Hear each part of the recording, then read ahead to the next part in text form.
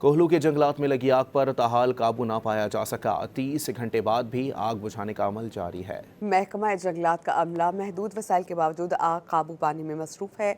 Divisional forest officer के मुताबिक आग पर जुज़वी काबू पाया गया, जबकि मुकम्मल काबू पाने पे मज़ीद वक्त लग सकता है। तेज़ हवाओं और दुश्वार गुजार पहाड़ी रास्तों के बायस रेस्क्यू ऑपरेशन में मुश्किलात हैं। कोहलू के जंगलात में लगी आग पर ताहाल काबू ना पाया जा सका। 30 घंटे बाद भी आग बुझाने का अमल जारी है। महकमा जंगलात का अमला महदूद वसाइल के बावजूद आग काबू पाने में मसरूफ है। डिविजनल फॉरेस्ट ऑफिसर के मुताबिक आग पर जुज़वी काबू पाया गया, जबकि मुकम्मल काबू पाने पे मज़ीद वक्त लग सकता है। तेज़ हवाओं और दुश्वार गुजार पहाड़ी रास्तों के बायस रेस्क्यू ऑपरेशन में मुश्किलात हैं।